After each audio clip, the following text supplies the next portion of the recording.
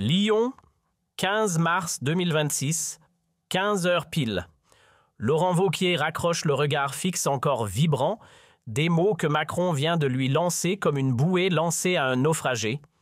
Laurent Matignon a besoin de vous, Sébastien a jeté l'éponge. Vous êtes notre dernier espoir. L'homme fort de la région Auvergne-Rhône-Alpes, chef incontesté des Républicains, laisse échapper un sourire, celui de quelqu'un qui touche enfin du doigt un destin attendu depuis trop longtemps. Ce n'était pas juste un appel, c'était l'ouverture d'une porte, celle du pouvoir suprême, celle qu'il avait rêvée en silence pendant des années. Mais ce que Laurent ignorait à cet instant précis, ce que ni les murs de son bureau lyonnais, ni la ligne téléphonique présidentielle ne pouvaient deviner, c'est que le compte à rebours avait déjà commencé. En moins d'un jour, son ascension triomphale allait virer au naufrage. Et ce rêve de grandeur devenu réalité pendant quelques heures s'écraserait contre les parois d'un scandale qui allait marquer au fer rouge toute sa carrière politique. C'est pas trop tôt, lança Wauquiez en se redressant triomphant devant ses conseillers réunis dans son QG lyonnais. Macron a enfin pigé sans la droite, il ne tiendra pas le pays à flot. Dans la pièce, l'atmosphère vibrait comme une salle de contrôle en alerte rouge. Depuis que le cornu avait claqué la porte 1 heure auparavant, le téléphone de Wauquiez crépitait sans relâche. Les appels affluaient de toutes parts, journalistes affamés de scoops, élus en panique, stratèges, en quête d'explications, chacun espérant gratter, ne serait-ce qu'un indice de sa réaction. Mais depuis l'appel du président, tout avait basculé. « Mes chers compagnons, proclama-t-il d'un ton théâtral, dans 2 jours, je franchis les portes de Matignon. Le compte à rebours vers notre retour au sommet vient de commencer. Préparez-vous à écrire l'histoire. Imaginez Wauquiez à Matignon. Ce n'était pas une lubie de dernière minute. À 49 ans, l'ancien ministre de Sarkozy, devenu baron incontesté de la région Auvergne-Rhône-Alpes, tenait les rênes des Républicains avec une autorité qui ne laissait place à aucun doute.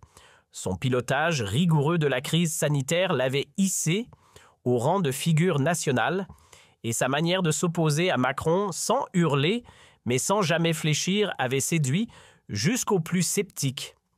Ce soir-là, dans l'entourage présidentiel, un conseiller murmurait « Wauquiez coche toutes les cases ». Il représente cette droite gaulliste rassurante, il sait manier les arcanes du pouvoir et surtout, il peut ramener dans notre camp les députés LR qui nous manquent pour tenir l'Assemblée. Cela faisait des semaines que les couloirs bruissaient de rumeurs, une alliance entre les Républicains et la majorité présidentielle planait au-dessus de Paris comme un orage prêt à éclater. Entre les coups de boutoir de Mélenchon à gauche et les assauts de Le Pen à droite, les modérés se savaient potis condamnés à s'unir ou à sombrer. La démission soudaine de Lecornu, c'était l'ouverture inespérée pour officialiser cette fusion tant attendue. Enfin, un gouvernement solide sans tambour ni extrême, jubilait-on dans certaines sphères. Terminer les marchandages idéologiques avec les bords trop tranchés. L'heure était venue de redonner à la République un cap digne, clair, assumé. Wauquiez galvanisé n'attendit pas une seconde. Il réunit dans la foulée les têtes pensantes de LR, convoqua une réunion stratégique en urgence au siège lyonnais du parti. À l'ordre du jour composer un exécutif crédible, établir une feuille de route cohérente et surtout orchestrer la communication d'un événement politique sans précédent. Ce que nous vivons là, c'est un tournant décisif pour notre camp, déclara-t-il à ses collègues, le regard déterminé. Nous avons la chance unique de revenir aux commandes avec honneur sur la base de nos idées et non d'un marchandage honteux. L'enthousiasme dans la pièce était palpable mais tempéré. Chacun sentait le potentiel, mais aussi les risques. Tu es sûr qu'il ne retournera pas sa veste ? Macron lança Aurélien Pradier un brin inquiet dans un coin de la salle. Il ne peut pas se permettre ce luxe, rétorqua Wauquiez sans hésiter. Sans nous, il n'a plus de majorité, plus de mandat, plus de marge. Et cette assurance, loin d'être un simple coup de bluff, reposait sur des chiffres implacables. Les enquêtes d'opinion l'indiquaient, sans ambiguïté seule, un mariage entre LR et LRM pouvait éviter à l'Assemblée de sombrer dans l'ingouvernabilité. Et si quelqu'un pouvait porter cet attelage improbable sans faire exploser sa propre base, c'était bien lui, Wauquiez, le chef respecté, sinon adoré de la droite traditionnelle. Il n'est pas question de devenir leur second couteau, martelait-il à ses fidèles. On veut les ministères qui comptent de l'influence réelle et surtout que nos principes ne soient pas dilués dans du centrisme tiède. La nuit s'étira comme une négociation de G20. À mesure que les heures défilaient, les cerveaux fumaient. Tout y passait, la future équipe ministérielle, les grandes lignes du programme, les éléments de langage pour la presse. Vauquier rompu aux tractations politiques de haut vol pilotait l'opération avec la minutie d'un stratège militaire. Pas une virgule ne lui échappait. À la première heure, je saute dans l'avion. Direction Paris lançait Vauquier peu avant minuit, l'agenda en tête comme une partition de chef d'orchestre. 10 heures entretien à l'Élysée pour verrouiller l'accord. 15 heures déclaration conjointe avec le président. Et ce soir-là, je m'installe à Matignon. Point final, tout était millimétré. La mécanique bien huilée d'un homme qui avait tout anticipé le communiqué officiel pour les rédactions, la liste des ministres pressentis, les dossiers urgents déjà classés par priorité. Laurent est en pleine maîtrise, glissa un proche admiratif. Il n'improvise rien. Ce moment-là, il l'a préparé depuis des années. Et ça se voit. Et de fait, il brillait. Vauquier n'était plus l'opposant marginalisé d'hier. Il était l'homme qui revenait du désert prêt à porter sa vision de la République au sommet de l'État. Cette nomination, affirmait-il aux journalistes locaux, c'est une promesse pour tous ceux qui croient encore en la rigueur, la constance et l'action. La France mérite mieux que des slogans. Elle a besoin d'un gouvernement qui retrousse ses manches. Le vol vers Paris ressemblait plus à une entrée en scène qu'à un simple trajet. À bord, Vauquier, entouré de ses fidèles lieutenants, affichait une calme assurance presque présidentielle. L'ambiance dans la cabine électrisante. Chacun sentait que l'histoire était en train de s'écrire à 10 000 mètres d'altitude. Les journalistes embarqués scrutaient le moindre geste du futur chef de gouvernement. Aucun tremblement, aucun doute, commenta un reporter de France Inter. Vauquier incarne déjà la fonction avant même d'en avoir les clés. À Roissy, l'atterrissage se transforma en happening politique. Caméra, micro, flash, le tapis médiatique était déroulé. Costume anthracite, impeccable, sourire maîtrisé, regard direct. Vauquier jouait la partition du futur Premier ministre avec une aisance troublante. Monsieur Vauquier, cette union avec Macron, comment la justifiez-vous? L'unité nationale doit primer. Nous traversons une tempête, il faut rassembler plutôt que diviser. Et vos priorités dès votre prise de fonction? Relancer l'économie, restaurer l'autorité et retisser les liens entre les Français. La France mérite un cap, pas des slogans. Chaque phrase tombait comme un verdict. Chaque mot semblait avoir été poli comme un diamant. À cet instant précis, Vauquier ne jouait pas un rôle, il incarnait déjà le pouvoir. Cap sur l'Élysée, le 16 mars 2026 à 9h15 précise, Laurent Wauquiez franchissait les grilles du palais présidentiel avec une avance calculée. Pas question de faire attendre le chef de l'État. Arrivé tôt, c'était déjà marqué son territoire. Voilà monsieur le futur Premier ministre lança avec un sourire complice un huissier en l'accueillant dans le vestibule. Wauquiez répondit par un hochement de tête serein. Derrière ce calme apparent se cachait une nuit blanche passée à peaufiner chaque détail argumentaire en béton, notes millimétrées et réponses prêtes à toutes les éventualités. Rien n'avait été laissé au hasard. La rencontre avec Macron devait durer 2 heures. 2 heures pour tout verrouiller le casting ministériel qui prend quoi, avec quel périmètre, les lignes du programme commun et le tempo législatif à tenir dès les premières 6 semaines. Dossier sous le bras, Wauquiez s'installa prêt comme jamais. Il avait tout anticipé, racontera plus tard un conseiller de l'Élysée. Emmanuel était bluffé. Il posait une question, Laurent déroulait une réponse limpide. Il maîtrisait son sujet sur le bout des doigts, avec une vision nette, presque chirurgicale de ce qu'il voulait accomplir. À 10 heures tapantes, la poignée de main se fit dans le bureau ovale de l'Élysée. L'ambiance polie, mesurée, mais tendue par l'enjeu. Ni sourire de façade, ni familiarité inutile. Juste 2 hommes qui savaient qu'ils étaient en train de jouer une des plus grandes parties de leur carrière. « Laurent, je suis heureux que vous ayez accepté de relever ce défi. » lança Macron avec un calme maîtrisé. « Le pays a besoin de repères et votre parcours peut nous offrir cette solidité. Monsieur le Président, c'est un privilège de pouvoir servir la République quand elle traverse une zone de turbulence, » répondit Wauquiez droit dans les yeux. Et puis, tout s'enchaîna. Trop facilement peut-être. Les concessions tombaient Comme des dominos l'intérieur pour LR accordé. Les finances également. L'éducation nationale donnée. Wauquiez cochait les cases les unes après les autres sans résistance. C'était presque trop beau pour être vrai, commentera plus tard un analyste. Macron, acculé, aurait signé n'importe quoi pour éviter le chaos. Il n'était plus dans le rapport de force, mais dans la reddition. Il était 11h30 passé et le scénario semblait bouclé. La mécanique bien huilée touchait à sa fin, jusqu'à ce que le téléphone présidentiel sonne. Macron décrocha, resta silencieux un instant, puis son teint vira au blanc. « Pardon, Laurent, je dois prendre cet appel », lâcha-t-il en se levant précipitamment. Dans la pièce voisine, Wauquiez détendu peaufinait ses derniers messages avec son équipe. Il jetait un œil à son planning de l'après-midi, persuadé que l'étape suivante serait la cérémonie de nomination.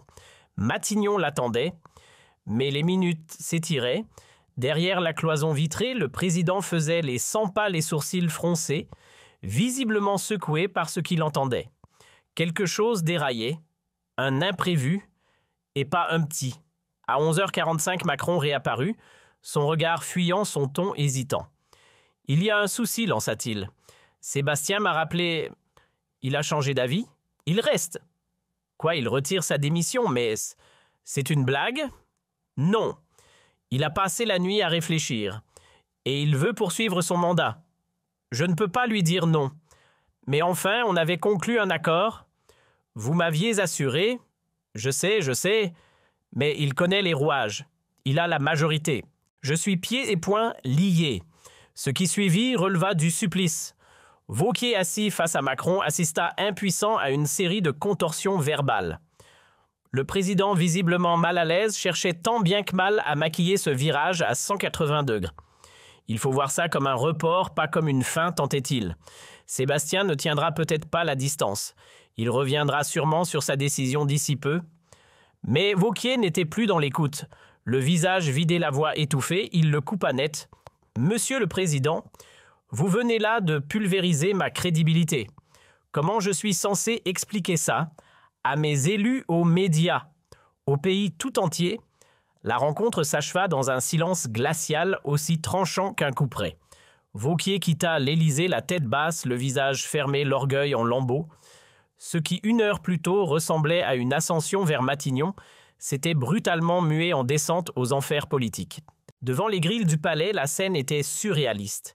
Les mêmes caméras qui l'avaient filmé tout sourire à l'entrée captaient, à présent, un homme brisé fuyant les regards. « Monsieur Wauquiez, pouvez-vous confirmer votre nomination? Est-ce que l'alliance avec LRM tient toujours ?» Les questions pleuvaient comme des balles. Mais lui restait de marbre. Aucun mot, aucun regard. Finalement, d'une voix sèche, pas de déclaration pour l'instant. Il grimpa dans sa voiture sans se retourner. Mais ses traits parlaient, pour lui, l'humiliation était gravée sur son visage. La colère aussi. Le retour à l'hôtel se fit dans un silence assourdissant.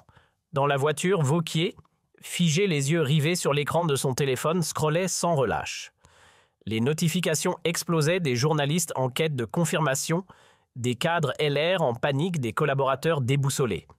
Mais comment mettre des mots sur l'absurde lâcha un conseiller le souffle court. Il avait été à un souffle de Matignon. Et voilà que tout partait en fumée pour un caprice présidentiel signé Lecornu. Dans l'entourage de Laurent, le diagnostic était unanime. On avait assisté à une mascarade politique. Lecornu avait monté un numéro déclenché, une fausse crise, agité l'illusion du changement, avant de se rétracter comme un adolescent changeant d'avis sur un coup de tête.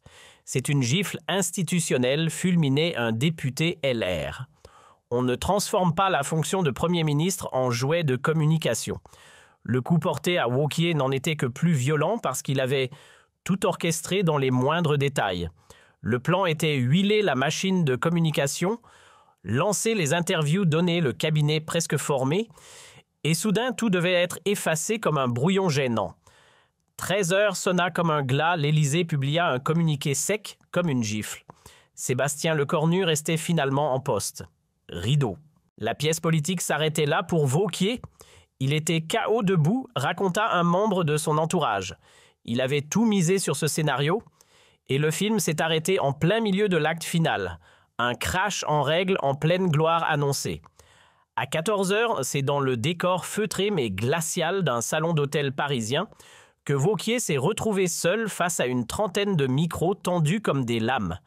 L'improvisation était totale, l'ambiance lourde.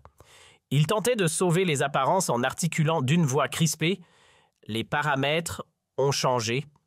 Monsieur Lecornu a choisi de continuer sa mission et nous prenons acte. » Mais la salle, elle ne comptait pas lui faire de cadeaux. Les questions tombaient, sans ménagement, coup sur coup. « Monsieur Wauquiez, vous sentez-vous trahi ? Comment nommeriez-vous ce revirement ? LR continue-t-il à soutenir le président. » Chaque interrogation était une estocade.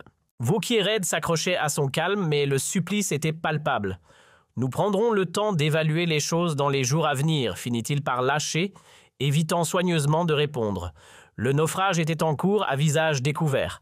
La tornade médiatique qui s'abattit ensuite sur Wauquiez ne laissa rien debout. À la une de tous les JT du soir, sa déroute, son humiliation, le crash en plein vol de la fusion LR-LRM, les dessins de presse impitoyables. On y voyait Laurent traînant une valise cabossée devant les grilles de Matignon, l'air perdu comme un vacancier qui s'est trompé d'hôtel. Le syndrome du Premier ministre fantôme raillait un chroniqueur. Il a rêvé en 4K, pour se réveiller en noir et blanc. Et pourtant, le pire ne faisait que commencer. Dans les jours suivants, les coulisses remontèrent à la surface. Des fuites, tout sauf accidentelles, révélèrent la vérité crue. Lecornu n'avait jamais sérieusement prévu de partir. C'était un coup monté, un bras de fer avec Macron soufflé un proche du Premier ministre. Il cherchait à sécuriser des promesses à forcer la main. La démission, juste un outil de chantage bien maquillé. Et là, la claque devint publique, après l'humiliation, le ridicule. Les dernières révélations mirent un point final à la descente aux enfers de Wauquiez. Non seulement il s'était fait évincer à la dernière minute, mais en prime, il s'était retrouvé à jouer le rôle du pantin utile dans une manœuvre de pur rapport de force. On a instrumentalisé la droite comme un vulgaire accessoire de négociation, soupirait un cadre LR. Lecornu l'a baladé juste pour faire monter les enchères avec l'Élysée, et lui, il est tombé dans le panneau comme un bleu. Chez les Républicains, c'était la consternation. Les critiques fusaient contre leur chef accusé d'avoir gobé les promesses d'Emmanuel Macron avec une crédulité presque touchante ou pathétique. Franchement, comment peut-on se faire avoir aussi facilement lâché un député LR abasourdi? Il aurait dû flairer le piège à 3 km. En politique, tant que l'encre n'a pas séché, tout peut encore exploser. Dans les couloirs du parti, Wauquiez tentait de sauver les meubles. Devant le bureau politique, il jouait la carte de la responsabilité nationale. Nous avons agi en pensant à l'intérêt supérieur du pays. On ne pouvait pas ignorer une telle occasion.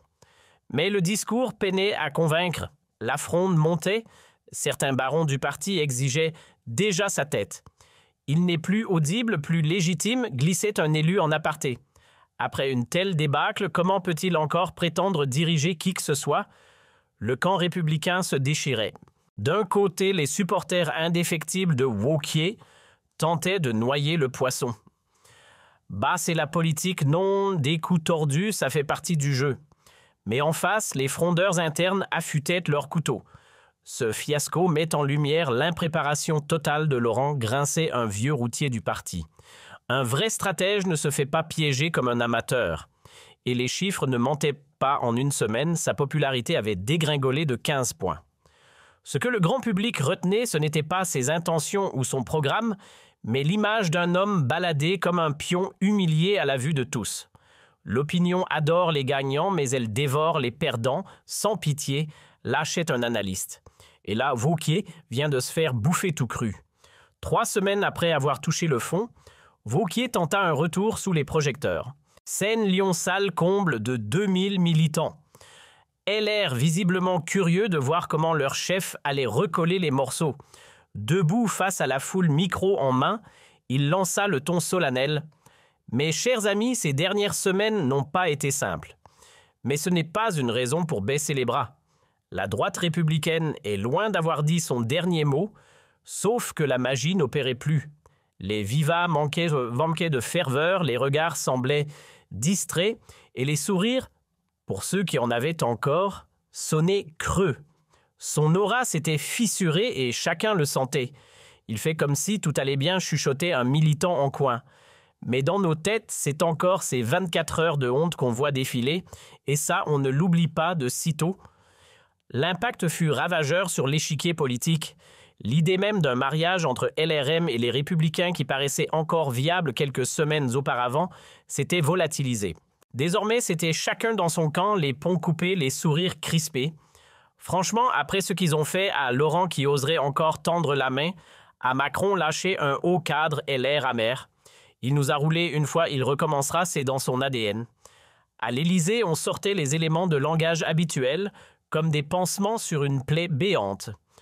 Oh, un simple malentendu. Les choses sont allées un peu vite, c'est tout. Balbutiait un ministre visiblement mal à l'aise. Mais dans les coulisses, plus personne n'y croyait. La fracture était nette, profonde, presque irréversible. Macron avait rayé Wauquiez de son carnet d'alliés, et Laurent Hill ruminait. Il n'oublierait pas. Ce type d'humiliation, ça ne s'efface pas, confiait un analyste. Et désormais, ni l'un ni l'autre ne pourra plus jamais faire semblant de se faire confiance. Décembre 2026. Le Congrès des Républicains bat son plein et les plaies ouvertes, 6 mois plus tôt, saignent toujours. Oui, affaibli, mais debout, affronte plusieurs prétendants prêts à bondir sur sa place de chef. L'ombre de Matignon plane encore sur nous, glisse un délégué lucide. Laurent traîne ce boulet depuis mars et beaucoup doutent de sa capacité à nous mener vers des jours meilleurs. La bataille pour le trône devient un véritable corps à corps. Les rivaux de oui ressortent, les vieilles casseroles remettent le fiasco en boucle. Lui tente de jouer la carte du stoïcisme. Même en connaissant l'issue, je ne changerai rien à mes choix, jure-t-il. Mais le ver est dans le fruit et le fruit déjà bien mûr. Au 3e tour du scrutin, la sentence tombe. Pécresse l'emporte d'un souffle, signant son grand retour après sa déconvenue présidentielle. Une page se tourne, commente un chroniqueur politique. L'humiliation signée Lécornu aura eu raison de l'ère Ouier. Sur scène, Ouier tente de sortir par le haut. J'ai donné tout ce que j'avais pour ce parti. L'avenir appartient à ceux qui viendront après moi. Mais en coulisses, les visages se ferment, les murmures fusent. Il ne s'en remettra jamais, glisse un intime. La blessure Lecornu-Macron est toujours vive. Il la rumine encore chaque jour. Aujourd'hui, près de 2 années ont passé et Laurent Ouier, replié sur ses terres d'Auvergne-Rhône-Alpes, tient encore les rênes régionales. Mais à Paris, plus personne ne parie sur son retour. Ce coup de théâtre lui a brisé l'élan, résume un biographe. Il grimpait, il prenait de la hauteur et puis d'un coup, crash total. L'ascension fulgurante stoppée net par une farce politique. Pour un homme longtemps habitué à contrôler le tempo, digérer cette débâcle reste difficile. Il y revient souvent, confie un de ses proches. Ce n'est pas seulement la carrière nationale qui s'est effondrée, c'est son ego qui a encaissé le choc. Lui qui pensait piloter son destin s'est retrouvé figurant dans une pièce écrite par d'autres. Une leçon douloureuse mais révélatrice. La jungle politique parisienne ne fait pas de cadeau glisse un ancien ministre. Et peut-être que Laurent, avec ses racines locales, n'était tout simplement pas taillé pour ce théâtre-là. Pendant ce temps, Sébastien Lecornu poursuit sa route à la tête du gouvernement plus solide que jamais. Ce fameux coup de poker du mois de mars 2026, s'il a pulvérisé les ambitions de hier, a renforcé sa propre stature de chef implacable. Faut lui reconnaître un truc, souffle un rival à demi admiratif, ce type sait jouer. Il a éliminé un prétendant gênant tout en s'assurant les pleins pouvoirs. Un double coup de maître. Le scénario a tout du manuel de stratégie politique, un seul faux suspense, 24 heures de chaos, et au bout du fil, un seul gagnant. D'un côté, un homme qui rêvait de Matignon, de l'autre, un stratège qui lui a coupé les ailes sans même salir ses manches. Une leçon de cynisme brut tranche un politologue. Yi s'est fait balader comme un débutant et ça lui a coûté sa crédibilité. Dans ce jeu-là, les règles ne sont pas écrites et ceux qui les ignorent finissent broyés. Le temps dira si la manœuvre était un calcul machiavélique ou un simple réflexe de survie politique. Mais ce qui est sûr, c'est que Weir en ressort cabossé, marqué à vie, et ces 24 heures maudites resteront gravées comme le naufrage personnel d'un homme qui pensait avoir déjà gagné. 2 ans après avoir sombré dans l'oubli médiatique, l'affaire rebondit avec fracas. Un ex-conseiller de l'Élysée, en pleine tournée de promotion pour ses mémoires, lâcha une bombe, la pseudo-démission de Lecornu en 2026, un coup monté finement huilé, destiné à jauger l'opposition et à faire tomber les prétendants trop ambitieux. Face caméra sur France 2, un Wauquiez amer mais lucide crachait enfin le morceau. J'ai été utilisé comme un pion dans un jeu d'échecs tordu. Une manipulation d'une froideur absolue. Ce revirement relança l'attention autour du fiasco de Matignon et redonna un soupçon de respectabilité à l'homme que tout le monde avait enterré. Mieux encore, en octobre 2027, Wire contre-attaque officiellement. Il dépose plainte pour manipulation d'État. Les citoyens méritent de savoir si leur démocratie n'est qu'un théâtre d'ombre, déclarait-il le ton grave. Après 2 ans passés à panser ses plaies, l'ex-président de LR revient en mode guerrier. Et voilà que le phénix renaît de ses cendres. En 2027, lors des européennes, Wire en tête de liste décroche un inattendu 18%, scellant son grand retour sur le devant de la scène politique. Ce score, c'est celui de l'honnêteté qui triomphe du mensonge organisé. Lâche-t-il devant les caméras les yeux brillants d'une revanche savourée? Ce coup d'éclat électoral sonnait comme la fin d'un long purgatoire pour l'ancien patron de région. À chaque discours, il rejouait l'épisode de mars 2026, comme une parabole, celle d'un système politique corrompu et sans scrupules qu'il avait payé de sa dignité. Et le public, désabusé par les révélations d'État, commençait à l'écouter autrement. C'est un retournement de situation aussi fulgurant qu'inattendu, commentait un analyste. En l'espace de 24 mois, Wire avait changé de costume de marionnette humilié à martyr politique crédible. Et ça, personne ne l'avait vu venir. Avec sa cote de popularité revenue au beau fixe, les rumeurs sur un éventuel retour au sommet se remettaient à bourdonner dans les couloirs politiques. Pour beaucoup, l'ex-chef des LR avait désormais tout du prétendant sérieux à l'élection de 2032, la maturité d'un vétéran, le vernis de la légitimité, et ce parfum de victime ressuscitée que les électeurs adorent dans les périodes de désillusion. Lui, habile comme toujours, distillait l'ambiguïté. On verra bien le moment venu, éludait-il avec un demi-sourire à chaque interview. Mais derrière ce calme apparent, l'ambition bouillonnait. Sa priorité affichée, rebâtir la maison républicaine sur des fondations assainies après le séisme des dernières années. Et quoi de plus parlant pour symboliser cette reconstruction que son propre destin fracassé un jour reconstruit le lendemain. Il n'était pas seulement en train de redonner une direction à son parti, il racontait une histoire. Et les Français, ça, ils adorent. Laurent, c'est l'image même de la ténacité. Lâcher un poids lourd du parti avec une pointe d'admiration. Il a encaissé le pire et s'est relevé plus solide. C'est exactement le genre de leader qu'il nous faut. Ce parcours semé d'embûches lui conférait une forme d'autorité morale que peu dans l'arène pouvaient lui contester. Wauquiez était devenu, à force de coups encaissés, l'emblème d'une droite qui refuse de mourir. Mon itinéraire personnel, clamait-il sur scène, c'est aussi celui de notre famille politique. On nous a piétinés, trompés, relégués. Et pourtant, nous sommes toujours debout, plus résolus que jamais. 3 ans ont passé depuis cette journée infernale de mars 2026, qui aurait pu lui coûter sa carrière. Et pourtant, contre toute attente, l'homme qui quittait l'Élysée tête basse est aujourd'hui de retour dans le cercle des influents. Ces 24 heures resteront gravées, avoue-t-il parfois entre 2 confidences. Ce fut l'épreuve la plus rude de ma vie publique, mais aussi curieusement la plus formatrice, parce que ce soit en politique ou ailleurs, c'est dans la douleur qu'on se forge. Cette conviction intime, qu'on ne devient vraiment fort qu'en affrontant la tempête, est devenue son moteur. Wire se met désormais en scène comme l'exemple même du politique revenu de tout celui qui a chuté compris encaissé et qui ne tombera plus jamais dans les mêmes pièges. Les erreurs, je les ai payées au prix fort. Croyez-moi, elles ne se reproduiront pas, martèle-t-il le regard déterminé. L'épreuve m'a rendu plus lucide, plus combatif. Je suis vacciné contre les promesses creuses. Qu'on vienne essayer de me berner encore une fois. Ce ton nouveau, plus rugueux, plus acéré commence sérieusement à faire transpirer ses rivaux. Le Wauquiez de 2024 n'a rien à voir avec celui d'aujourd'hui, admet un ministre d'un ton inquiet. L'humiliation l'a métamorphosé. Il est passé du statut de victime à celui d'un stratège intraitable. Et ça se voit. Depuis qu'il a pris les commandes du groupe LR au Sénat à l'automne 2027, Vuillère ne lâche plus rien. Chaque discours, chaque amendement, chaque joute parlementaire transpire la revanche froide. Ce n'est plus de la politique, commente un chroniqueur, c'est une vendetta institutionnelle. Laurent règle ses comptes avec Lecornu texte par texte, séance après séance. Et il le fait avec le calme de ceux qui n'ont rien oublié. La tactique d'attaque continue menée par Vuillère commence à faire des dégâts.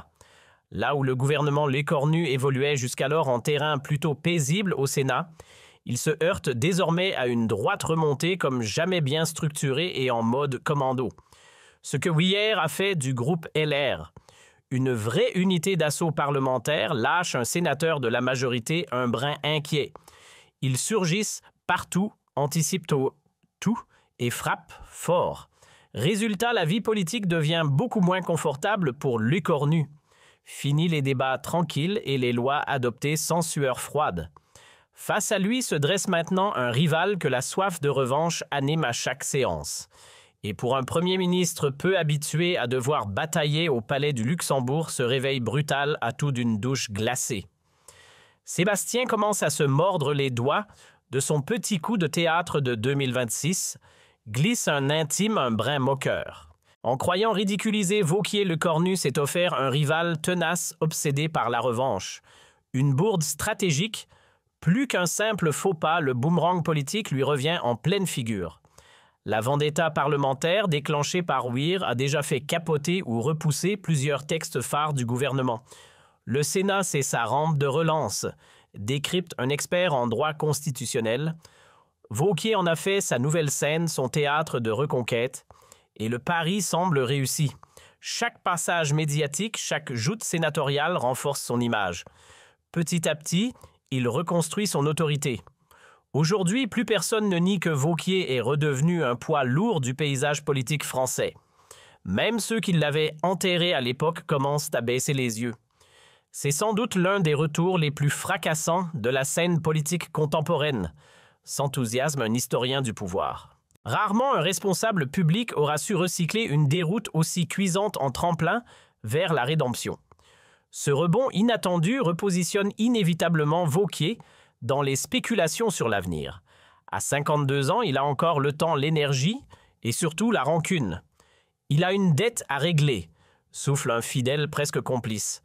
Car mars 2026 n'a jamais quitté ses pensées. Ces 24 heures maudites sont devenues son carburant. Et tant qu'il n'aura pas rendu la monnaie de sa pièce à ceux qui l'ont ridiculisé, il ne trouvera ni paix ni sommeil. Cette envie de revanche, c'est plus qu'un moteur, c'est son carburant. L'adrénaline qui pulse dans ses veines. Wauquiez a peut-être retrouvé sa stature d'homme politique incontournable, mais dans son regard, une chose reste en suspens, la justice, ou plutôt sa justice. Celle qu'il attend, qu'il prépare, qu'il réclame. Le vrai face-à-face se jouera en 2032, lâche un stratège politique le ton grave. Et s'il entre en lice, ce ne sera pas seulement pour viser l'Élysée. Ce sera pour solder les comptes, refermer une plaie et rappeler à tous ceux qui l'ont poignardé qu'on ne piétine pas impunément un homme comme lui. En attendant le grand rendez-vous de l'histoire, Laurent Wauquiez avance marqué au fer rouge par ces 24 heures qui ont failli tout balayer. Des cicatrices, oui, mais des cicatrices devenues décorations. Là où l'humiliation brûlait brille désormais une légitimité forgée dans l'épreuve. La naïveté d'hier s'est métamorphosée en lucidité aiguisée et l'échec qui aurait pu l'enterrer s'est transformé en tremplin inattendu. Ce court laps de temps aussi intense que destructeur restera comme une scène clé du théâtre politique français. Une séquence brutale, implacable, révélatrice de la férocité des ambitions, mais aussi de l'endurance des cœurs blessés. Oui, Wauquiez est tombé, mais il s'est relevé, plus solide, plus résolu, plus dangereux peut-être. Car au fond, c'est peut-être ça le vrai sens de cette histoire. En politique, ce ne sont pas les chutes qui sculptent une destinée, mais la manière dont on se redresse face au vent contraire.